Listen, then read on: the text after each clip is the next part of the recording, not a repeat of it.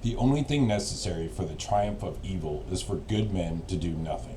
My name is Alan, and this isn't fiction. This is my real life. My greatest love, her untimely death, and the lies and betrayal that followed at the hands of people who should have protected her. This is love, death, and deceit, where truth must be spoken no matter the cost. Before we begin, this video is based on my personal experiences, memories, and records. It reflects my own opinions and interpretations. Some names and details have been changed for privacy. Everyone mentioned is presumed innocent until proven otherwise in a court of law. Nothing here is presented as verified legal fact, and no harm, defamation, or misrepresentation is intended.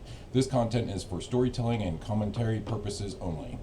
All right, now that we got that out of the way, so I'm here today addressing the latest list of lies that Rose Meyers posted on the internet about me a couple days ago. We'll call this lie list number 2. They just keep coming. We have lie list number 1, and we haven't looked at that one yet because that's a pretty long lie list. So I'm getting all my documents together, getting it all squared away so I can provide documents for each lie that is told. So we're going to work on lie list number 2 today, since it's a shorter list. So let me read it here for you. I'll put it up here on the stage. She's replying to a comment. She said, ask the ex-mayor about a recorded conversation at my home on 9/20/24, where Jennifer brought the ex-mayor to our house and told both sets of parents that the victim was staying with us. He became enraged and told Jennifer that she lied to him this whole time. So let me tell you a little bit about this incident here that happened. So me and Jen, we just got done with the oncologist. We had an oncologist appointment, and I took her to it, as I always did, because I took her to all her appointments and went to everything with her. Unfortunately, at that appointment, her oncologist told her that in his opinion she only had a couple months left to live. So on our way back from getting that shitty news, she wanted to stop by her mom's house. Her mom and stepfather was there, and her dad and his wife were there, and so she wanted to stop by there and tell them what the doctor said, share the news with them in person. So we go over there, and we're driving there, and so I told her on the way that I believe that her mom has been talking to my stepdaughter's biological father, who she of course can't stand or anything. My wife can't stand him. The mother supposedly couldn't stand him, but all of a sudden they became best buds somehow. So I told her this, and she was like, no, there's no way. And I was like, yeah, there was a comment made at a volleyball game that leads me to believe they've been talking. And so that was kind of like where it all started. So the ex-mother-in-law, this Rose Meyers, she went behind my wife's back and was speaking to the biological father and already filling his head with stuff about me and my family and things like that, in order to influence him to get him to sign custody over to her of my stepdaughter. Because this guy's never really in the picture. He sees her a couple times a year. I was dad for all effective purposes. I think I put that email up on my Facebook. That's the other thing, just to remind you guys, I do have a Facebook page, Love, Death, and Deceit, and it is a public page. Anybody can go to it and look and comment, post whatever you want. I don't care. But all these documents that I'm using on my podcast, I'm also posting on my Facebook page, so that way it's a lot easier for you to just go to Facebook and look at it. You don't have to try to pause this video and blow it up and all that. You can just go to Facebook. They're all there. I've got nothing to hide, so I'm putting everything out there. So anyway, so she sits down and she's telling, her parents, what the doctor said. And then she goes to her mom. She said, have you been talking to my ex? And she goes, well, Jennifer, I'm gonna be completely honest with you here, which never happens, of course. She goes, I have talked to him. Well, if you're completely honest, why didn't you tell her weeks ago when you started talking to him? She goes, but, he reached out to me.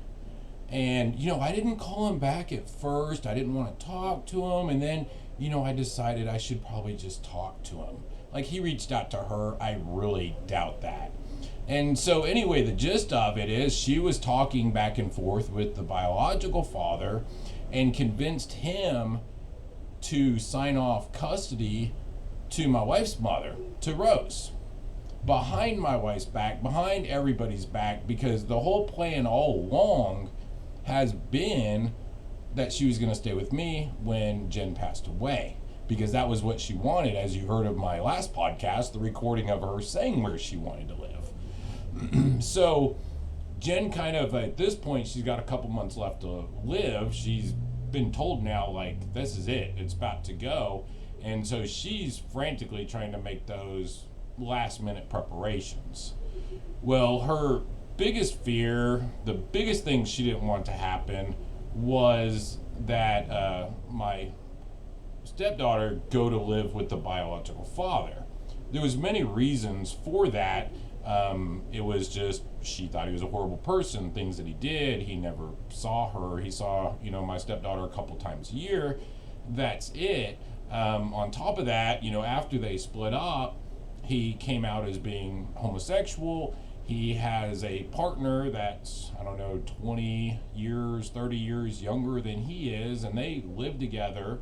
And so, not there's anything wrong with that, people, but she just didn't want her daughter in that environment. Plus, he lived over on the whole other side of the Metroplex, away from all of her friends and everything. So her greatest fear was her daughter going and living with the biological father.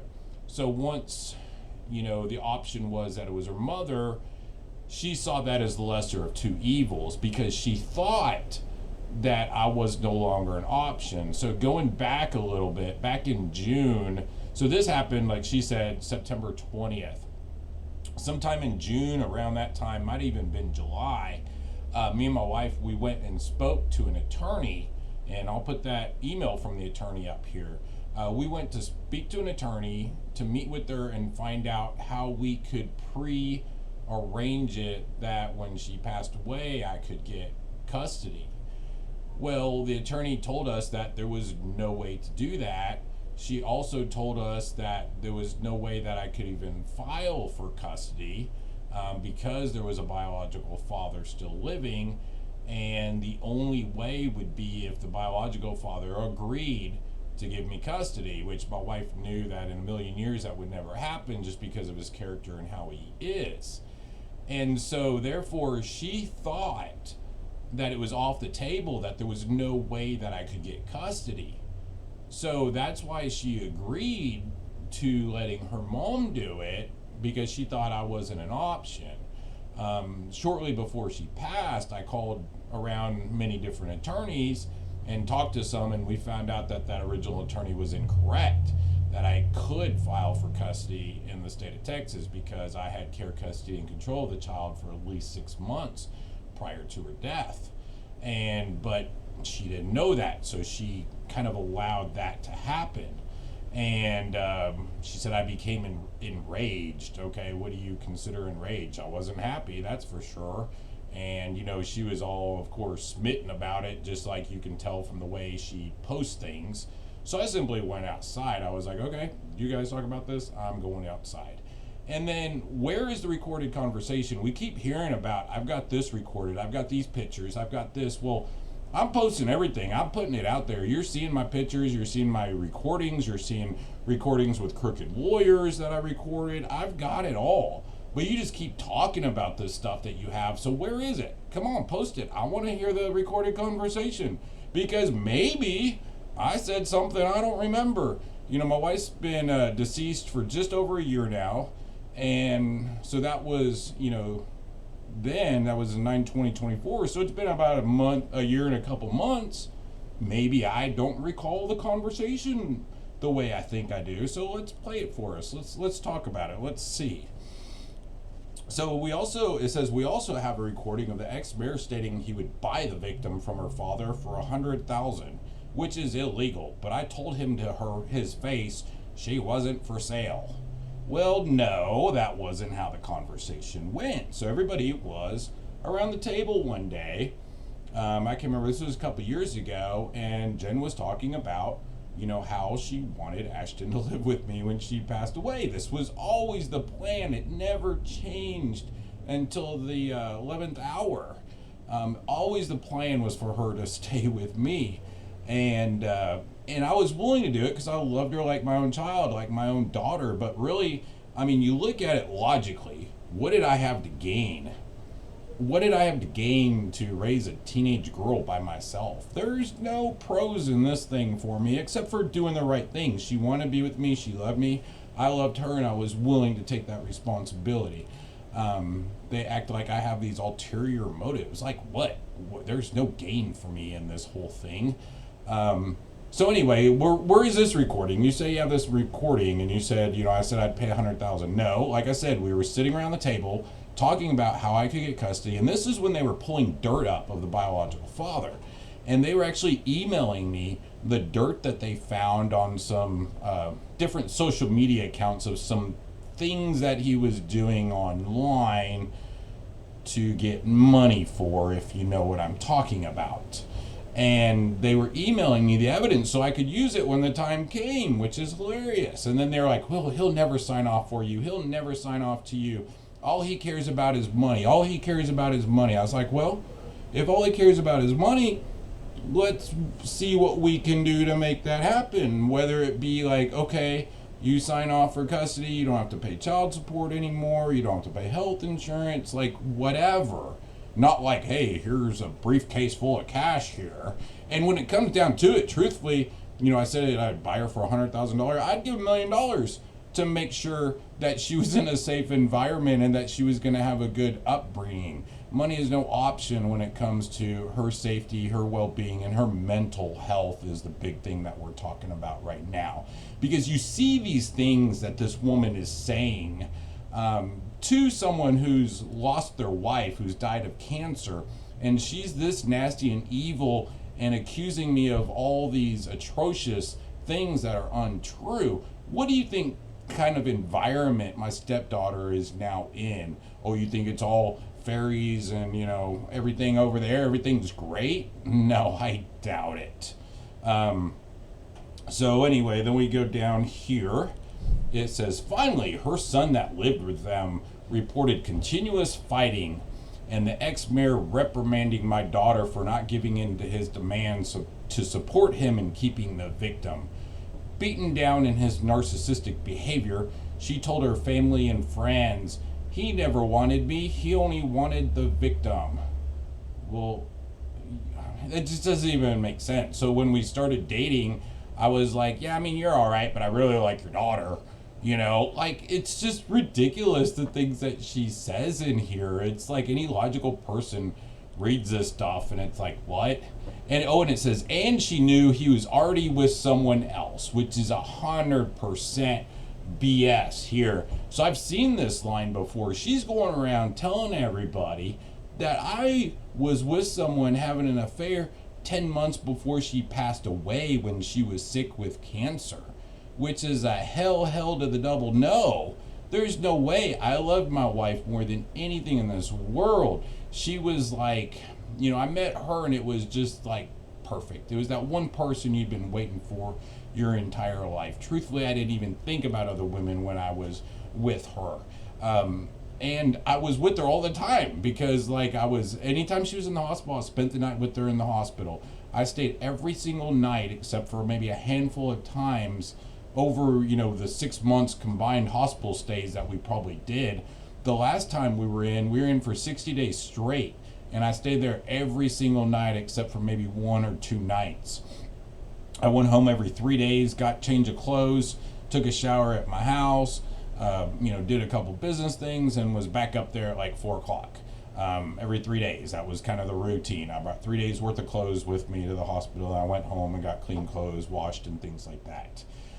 So this is just 100% lies, just saying that I was with someone else, I was cheating on her. And my thought here is because somehow she was able to turn my stepdaughter against me with as close a bond that we had. It's just amazing how she was able to turn her against me.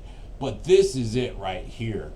So this is, my hypothesis is that she told her, he was cheating on your mom. He was cheating on your mom for the last 10 months of her life while she was sick, dying of cancer. He was cheating on her mom. which is 100% lie, 100,000,000% lie there.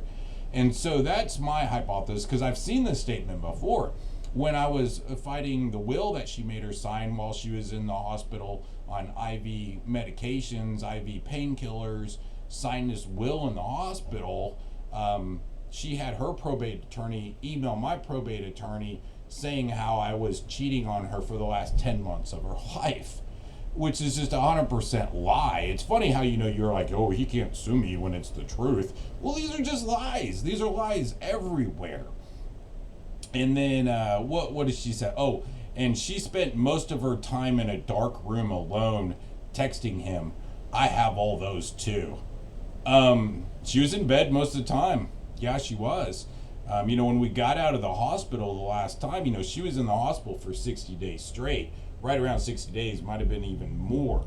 So she didn't get up a lot. She could get up and go to the restroom and come back, but she didn't get up a lot. I actually bought different mattresses before we got home from the hospital, because I've got the adjustable base on my bed, and so I got the split king so she could adjust it and be comfortable as she wanted, because she was in bed most of the time. So she spent most of her time in a dark room alone. Yeah, our room is actually painted dark gray. Texting me. Yeah, so I would be, a lot of times, I didn't sit in the room with her 24 hours a day. I was making dinner, I was washing clothes, I was cleaning the house, because at this time, I'm taking care of Ashley 100%, because her mom is in bed most of the time. So I'm taking her to school, I'm picking her up from school, I'm fixing her lunches, watching her clothes, taking her to practice. And then beyond that, I'm trying to actually still make some kind of income. So I would be on my computer in the office trying to make income. And anytime my wife needed anything, she would text me, babe, I need meds. Babe, come help me with this. Babe, come help me with this. And so I'd just go run in there and help her. So yeah, she texted me. And then she also have pictures of, I also have pictures of her in his house and our house. And I've seen this picture before, and it's pretty sick, actually. I think so. I can't remember where I saw it, if it was in a court thing or something. So one day she came in, and while my wife was sleeping in bed, curtains closed, sleeping, of course, in a dark room, she took a picture of her sleeping in the dark room. And then when she kidnapped her and took her to her house, then she had her propped up, with pillows in bed with the lights on, and she had this fake ass smile on her face, and she took a picture of her.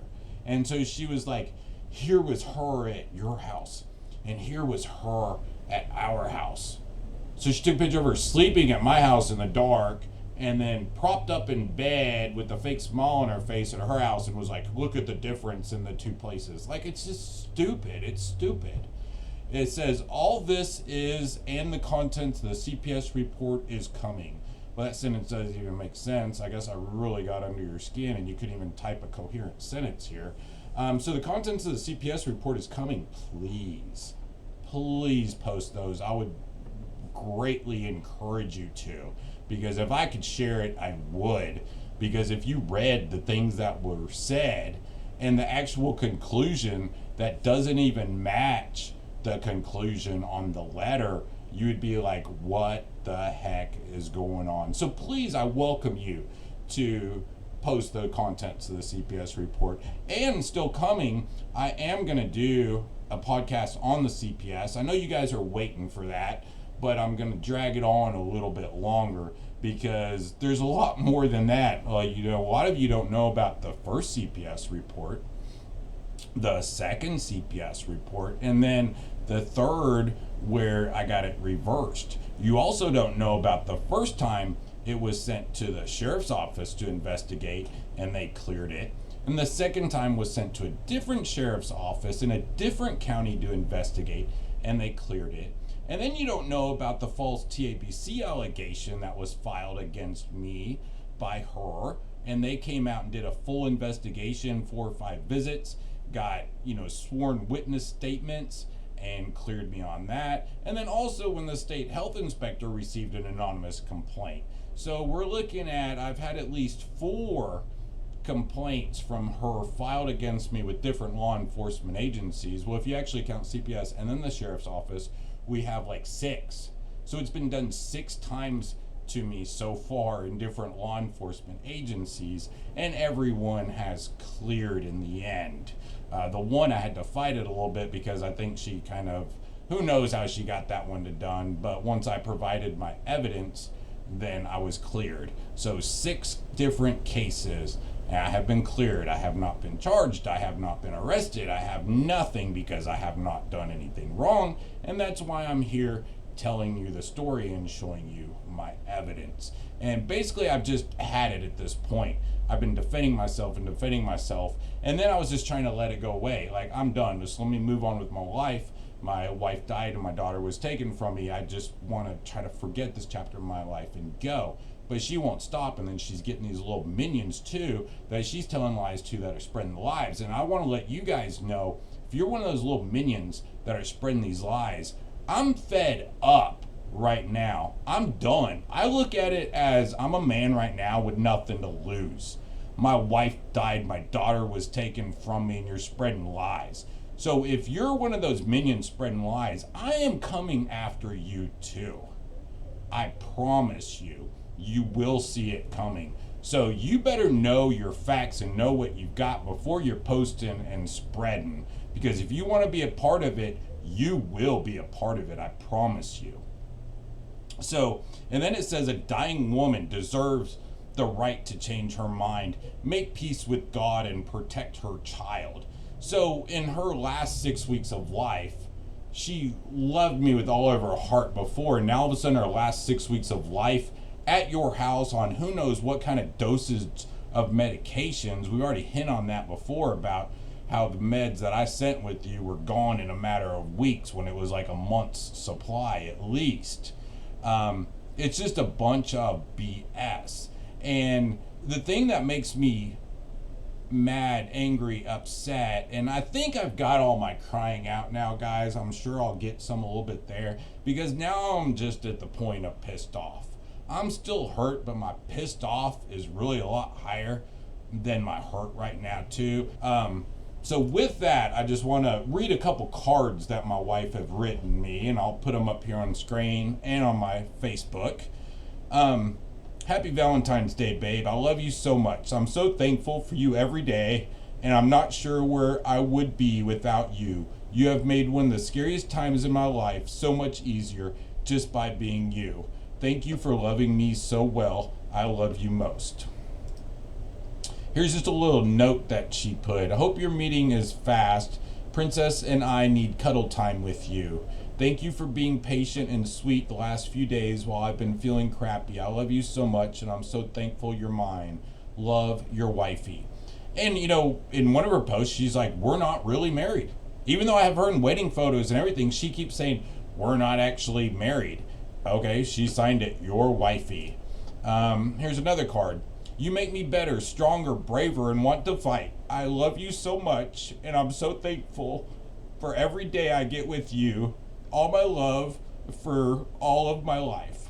Sorry, I guess I lied about the crying thing, but I'm trying not to. Babe, the last few months have been hard on us, but there is no one I would ever want to do life with but you.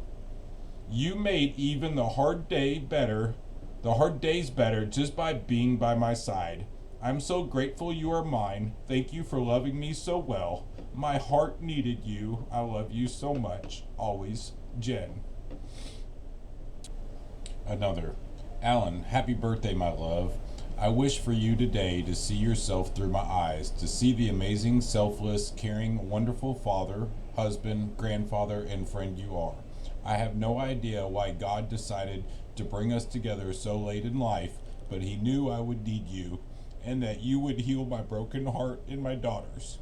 I'm so grateful you chose me. I'm so blessed to be yours. I'll love you forever. Love, your wifey. Here's another one. You are the best thing that has ever happened to me. I love how well you love Ashley and me. You have healed so many places I didn't think could get better. I love you so much, and I'm so thankful you are mine. One more. You're the most amazing husband and father. Let me read that again. You are the most amazing husband and father. Okay, I was nothing to my stepdaughter, and we weren't really married, remember?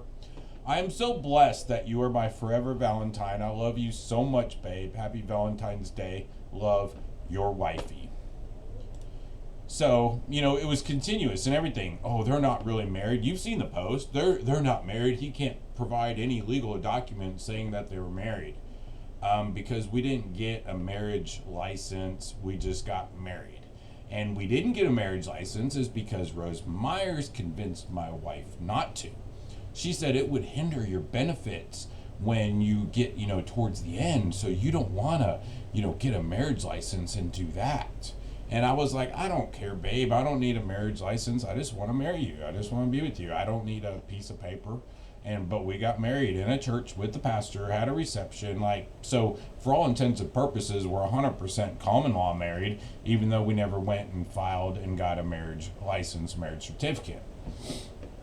So anyway, you're telling me that she changed her mind. No, she gave in to the manipulation and the controlling that she's been battling her entire life since her childhood.